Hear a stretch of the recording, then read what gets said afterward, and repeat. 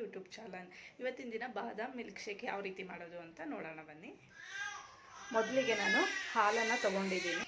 ನಂತರ ಬಾದಾಮಿ ನೆನೆಹಾಕಿರುವಂತಹ ಬಾದಾಮಿಯನ್ನು ನಾನು ಈ ರೀತಿ ಸಿಪ್ಪೆ ಬಿಡಿಸಿ ತೊಗೊಂಡಿದ್ದೀನಿ. ಆನಂತರ ನಾವು ಸ್ವಲ್ಪ ಏಲಕ್ಕಿ, ಕ್ರಸ್ಟರ್ಡ್ ಪೌಡರು ಇದೆಲ್ಲ ಅಂಗಡಿಗಳಲ್ಲೂ ಸಿಗುತ್ತೆ. ಅದಾದಮೇಲೆ ಅರ್ಧ ಕಪ್ಪಷ್ಟು ಸಕ್ಕರೆಯನ್ನು ತೊಗೊಂಡಿದ್ದೀನಿ. ಈಗ ನಾನು ಮಿಕ್ಸಿ ಜಾರಿಗೆ ಬಾದಾಮಿನ ರುಬ್ಕೋತೀನಿ. ಈಗ ನಾನು ಮಿಕ್ಸಿ ಜಾರಿಗೆ ನೆನೆಸಿಟ್ಟಿರುವಂಥ ಬಾದಾಮಿಯನ್ನು ಹಾಕ್ಕೊಂಡು ರುಬ್ಕೋತಾ ಇದ್ದೀನಿ. ಸ್ವಲ್ಪ ಇದಕ್ಕೆ ನೀರನ್ನು ಮಿಕ್ಸ್ ಮಾಡಿ ನುಣ್ಣಗೆ ಪೇಸ್ಟ್ ಮಾಡ್ಕೋಬೇಕು. ಈಗ ಹಾಲನ್ನು ನಾನು ಮೀಡಿಯಂ ಫ್ಲೇಮಲ್ಲಿ ಕಾಯೋಕ್ಕಿಟ್ಟಿದ್ದೀನಿ. ನೋಡಿ, ಈ ರೀತಿ ಆಫಲ್ಲಿ ಕಾದಿದೆ. ಈಗ ಇದಕ್ಕೆ ನಾನು ಏನು ರುಬ್ಬಿಟ್ಕೊಂಡಿರೋ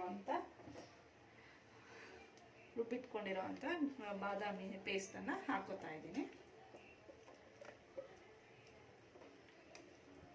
ನಾವು ಎಷ್ಟು ಜನ ಇರ್ತಾರೆ ಅಷ್ಟು ಜನದ ಕ್ವಾಂಟಿಟಿ ನೋಡಿಕೊಂಡು ಹಾಕೋಬೇಕಾಗತ್ತೆ.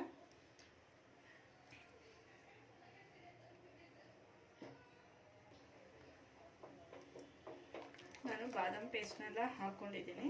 ಈಗ ಇದು ಚೆನ್ನಾಗಿ ಸ್ವಲ್ಪ ಮಿಕ್ಸ್ ಮಾಡಿ ಒಂದು ಕುದಿ ಬರಬೇಕು. ಅಲ್ಲಿವರೆಗೂ ಈ ರೀತಿ ಕೈನಲ್ಲಿ ತಿರುಗ್ತಾ ಇರಬೇಕು, ಇಲ್ಲಾಂದರೆ ತಳ ಹಿಡಿಯುತ್ತೆ. ನಾನ್ ಸ್ಟಿಕ್ ಆಗಿರೋದ್ರಿಂದ ಸ್ವಲ್ಪ ತಳ ಹಿಡಿಯೋದಿಲ್ಲ. ನಾನು ಅರ್ಧ ಲೀಟ್ರಷ್ಟು ಹಾಲನ್ನು ಹಾಕ್ಕೊಂಡಿರೋದು. ನಿಮಗೆ ಎಷ್ಟು ಜನ ಇದ್ದಾರೆ ಅಷ್ಟು ಜನಕ್ಕೆ ಅದ್ರ ಮೇಲೆ ಡಿಪೆಂಡ್ ಮಾಡಿಕೊಂಡು ನೀವು ಹಾಲನ್ನು ತಗೋಬೋದು. ಮತ್ತು ಬಾದಾಮಿನೂ ಅಷ್ಟೇ.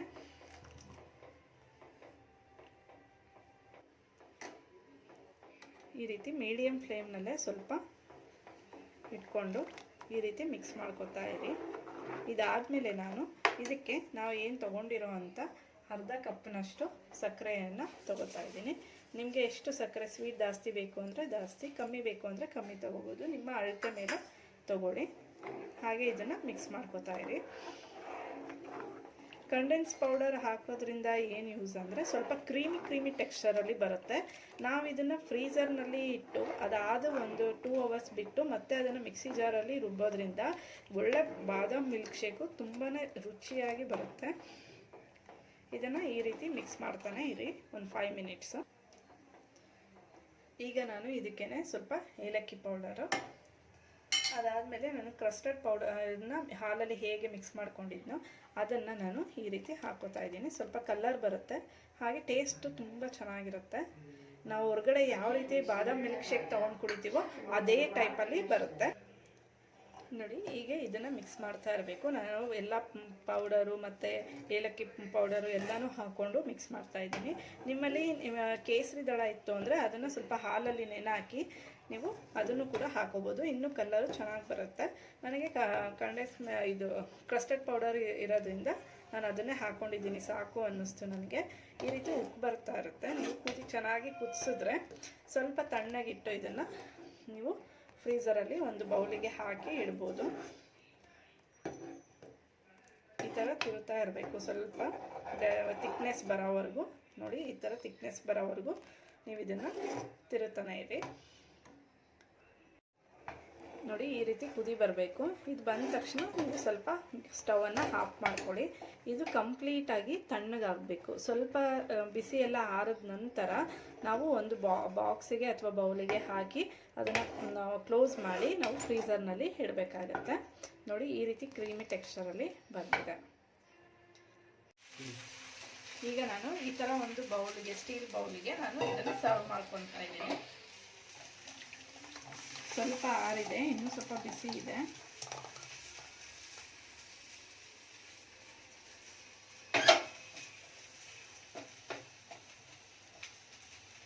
ಇದನ್ನು ಇನ್ನೂ ಸ್ವಲ್ಪ ಹಾರಕ್ಕೆ ಬಿಟ್ಟು ಇದನ್ನು ಫ್ರಿಜ್ಜಲ್ಲಿ ಇಡಬೇಕಾಗತ್ತೆ ಒಂದು 2 ಅವರ್ಸ್ವರೆಗೂ.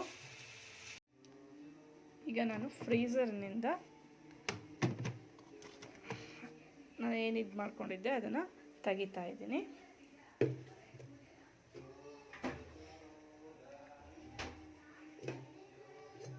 ನೋಡಿ, ಈ ರೀತಿ ಕ್ರೀಮಿ ಟೆಕ್ಸ್ಚರಲ್ಲಿ ಬಂದಿದೆ ಆಲ್ಮೋಸ್ಟು.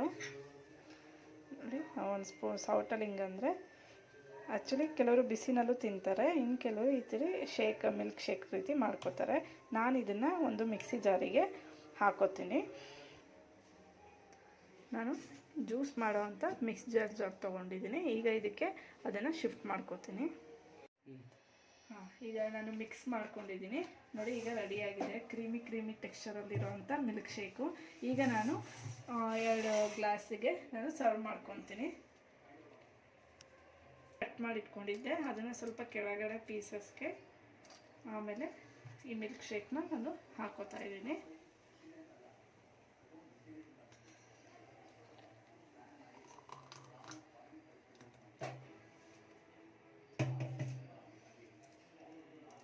ಈ ರೀತಿ ಡೆಕೋರೇಟ್ಗಾದರೂ ಬೇಕಿದ್ರೆ ಹಾಕೋಬೋದು, ಮತ್ತು ನಿಮಗೆ ಬಾಯಿಗೆ ಸಿಗಬೇಕು ಅಂದರೂ ಕೂಡ ಈ ರೀತಿ ಹಾಕೋಬೋದು. ನೋಡಿ ಹೆಲ್ತಿಯಾಗಿ ಮನೆಯಲ್ಲೇ ಬಾದಾಮ್ ಮಿಲ್ಕ್ ಶೇಕ್ನ ಮಾಡಿಕೊಂಡು ಕುಡಿದು ನೋಡಿ. ಒಂದ್ಸಲಿ ಟೇಸ್ಟ್ ಮಾಡಿ ಹೇಗಿದೆ ಅಂತ ನನಗೆ ಕಮೆಂಟ್ಸ್ ಮೂಲಕ ತಿಳಿಸಿ.